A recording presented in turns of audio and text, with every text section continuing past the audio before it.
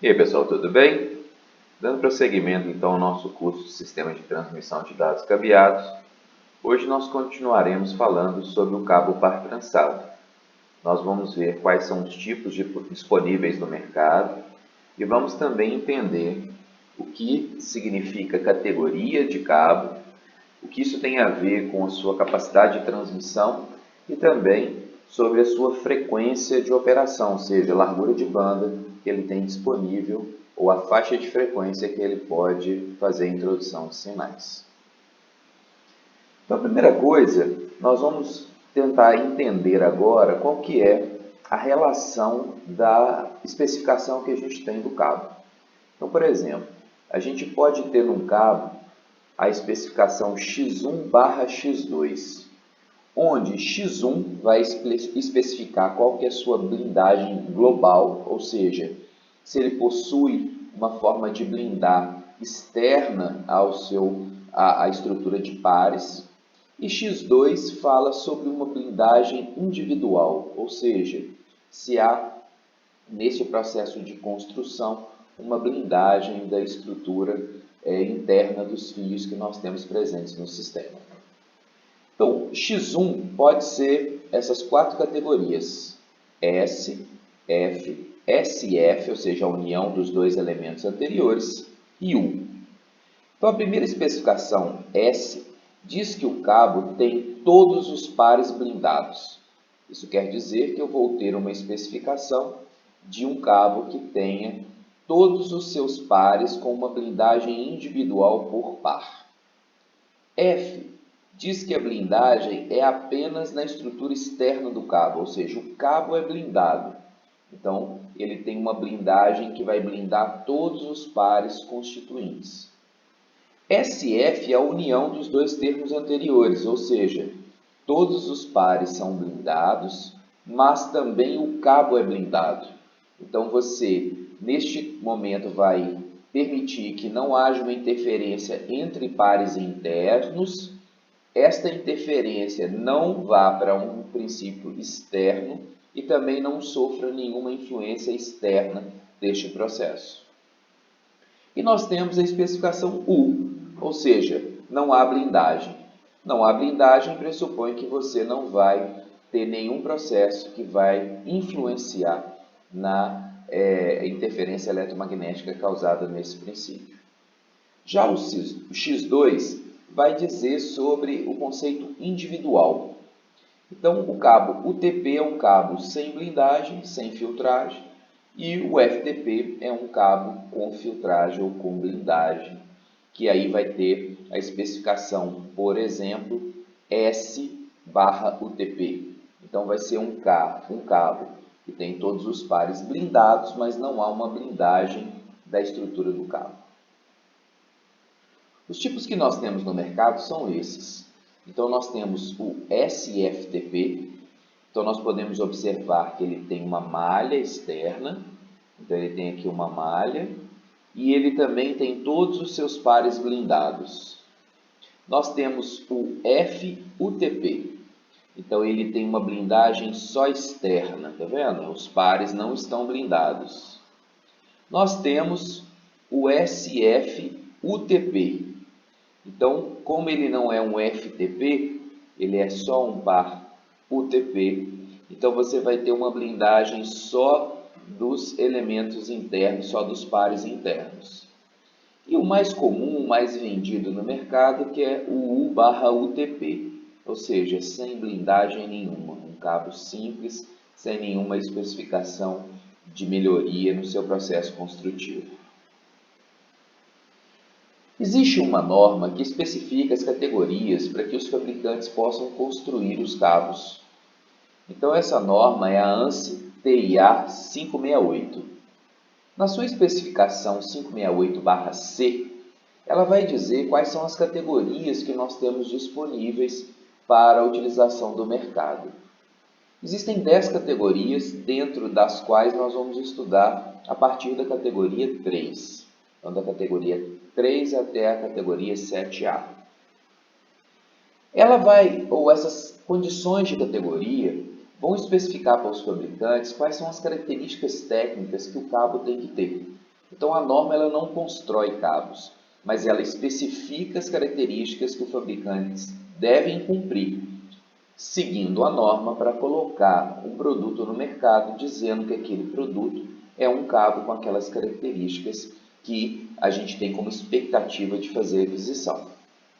Então, dentro dessas características, a norma especifica os níveis de segurança, então, quais são os tipos de blindagem, de filtragem, de bitola, de fio que você deve utilizar, qual é a largura de banda mínima especificada para aquela estrutura. Então, você pode ter uma largura de banda maior, seu cabo pode ter uma qualidade melhor do que a do seu concorrente, mas ela tem uma especificação mínima de frequência de operação e, consequentemente, uma largura de banda mínima que você pode utilizar. O cabo categoria 3 é considerado também um cabo UTP. Ele tem uma largura de banda de 16 MHz. Isso quer dizer que ele tem uma faixa de frequência de operação que é 16 MHz. Algumas aplicações são essas que a gente pode ver aí, ó. 10 base T, 10 base T4, Ethernet. Então, ele é recomendado quando você vai utilizar cabos de telefonia. Então, cabos para aparelhos telefônicos. Então, cabos que ligam o monofone ao aparelho telefônico, cabos que ligam o aparelho telefônico ao sistema ou à rede, vão utilizar essa categoria. Nós depois temos a categoria 5, que foi a primeira categoria utilizada para que a gente pudesse trabalhar redes Ethernet. As redes Ethernet são as redes cabeadas. Então, nós vimos em aula anterior que as primeiras redes de computadores elas aconteceram através da utilização dos cabos coaxiais. Depois, os cabos coaxiais migraram para uma configuração onde utilizavam uma estrutura conhecida como hub, que nós vamos estudar depois, e o hub fazia a derivação utilizando cabos par trançado. Isso tornou a rede mais flexível, permitiu que as conexões fossem mais bem estruturadas e a modificação da estrutura também se tornou mais simples, coisa que era difícil quando você utilizava o cabo coaxial. Então, o cabo categoria 5, que é o primeiro cabo que surgiu para aplicações de redes de computadores, é um cabo que tem uma frequência de operação de 100 MHz. Então, nessa estrutura de funcionamento, esse cabo ele tinha aí uma frequência de operação de 100 MB e um tráfego de dados estimado na ordem de 100 megabits por segundo, ou seja, em banda base ele tinha capacidade de transmitir a mesma relação que ele tinha em megahertz. Então é um cabo que foi muito utilizado nas redes locais e que ainda é utilizado até hoje, apesar de ser mais comum hoje a gente fazer a aquisição do cabo categoria 5E. Então esse cabo categoria 5E, ele muda um pouco a faixa da largura de banda, mas ele é simplesmente uma melhoria do cabo categoria 5. Então ele vai ter um pouco maior a sua relação de frequência, mas ele vai ser usado mais ou menos nas mesmas aplicações. Surge então, posterior a isso, um cabo conhecido como cabo categoria 6. O cabo categoria 6 ele já tem uma ampliação na sua faixa de frequência, consequentemente na sua largura de banda. Então foi um cabo que se estruturou com o objetivo de ser utilizado para melhoria das características de transmissão de dados quando se pensa em transmissões em redes locais. Essa estrutura, daí para frente, ou seja, a categoria 6, 6A, 7, 7A, é uma categoria que surgiu no mercado, mas não é muito utilizado, visto que o preço de aquisição desse cabo, ou das estruturas, dos equipamentos da estrutura 6, é bem mais salgado do que da categoria 5E. E em aplicações práticas, nós ainda não temos uma função muito necessária. Então é muito comum que as redes ainda sejam feitas utilizando a categoria 5 e não utilizando a categoria 6 e a categoria 7. Nesse caso, a categoria 6A já duplica a estrutura de frequência de operação do cabo. Então ele passa de 250 para 500 MHz. Isso abre uma aplicação muito grande quando você pensa em transmissões de vídeo, onde você precisa de uma largura de banda maior para compreender as faixas de frequência de operação do sinal. E aí você trabalha estruturas de comunicação na ordem de gigabits, apesar de que na categoria 5E você também já pode trabalhar a relação de gigabits no processo de transmissão de dados. E aí surge a categoria 7, que é a última categoria que nós temos até o momento disponível, que é uma categoria onde você amplia ainda significativamente a faixa de frequência de operação, indo no caso da categoria 7A até 1 GHz, ou seja, uma faixa de frequência muito interessante, mas com estruturas de cabeamentos, equipamentos com preços agregados muito maiores se comparados a categorias anteriores. E com aplicações ligadas mais a áreas de altas demandas de tráfego de dados. Além disso, a gente pode especificar as categorias de acordo com sua velocidade de propagação em bits por segundo. Então, as unidades que nós utilizamos para armazenamento de dados são os bytes. Não se armazena nada menor do que 1 byte quando a gente pensa num processo de armazenamento. As nossas mídias são orientadas a byte. Então, você compra uma memória com 8 GB.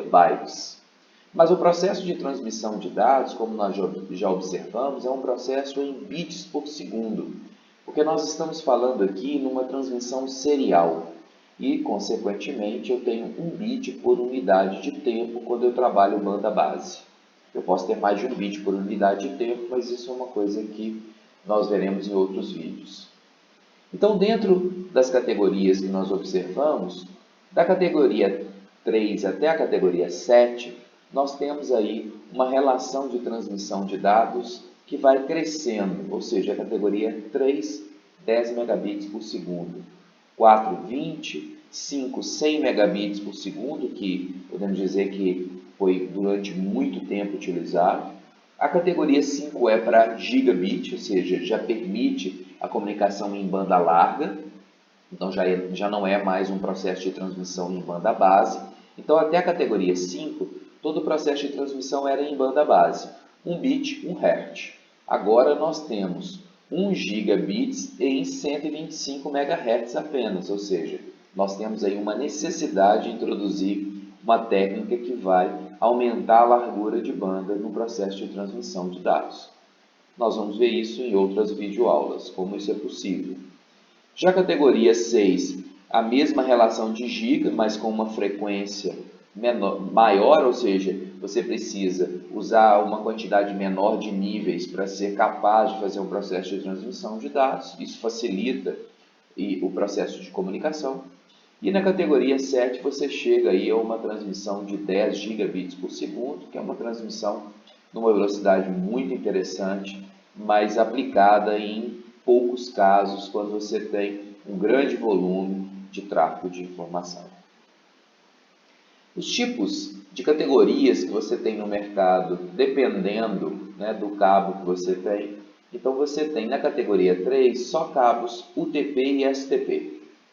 Já na categoria 4 você tem também o SUTP, ou seja, aquele cabo UTP que tem os pares blindados. Na categoria 5 também você tem o SUTP, categoria 5E. Na categoria 6 você tem o UTP e o SUTP. E na categoria 7, devido ao seu alto desempenho e faixa de frequência, você só tem cabos STP, ou seja, só tem cabos que são blindados, que têm filtragem para garantir aquele aspecto funcional da velocidade de transmissão que chega na ordem de 10 gigabits por segundo. Então, no final da aula, nós vimos quais são os tipos de blindagem de cabos. Vimos que nós temos a especificação S, a especificação F, SF e U. Vimos que a gente tem cabos com blindagem, sem blindagem, com blindagem completa, tanto dos cabos, dos fios, quanto dos pares, quanto da estrutura toda do cabo. E também falamos da velocidade da frequência de operação, e que isso tem a ver com a largura de banda, mas também tem a ver com o processo de filtragem, de blindagem que os cabos vão ter. e que essas especificações estão contidas em uma norma para que você tenha um padrão aplicado aos fabricantes no mercado.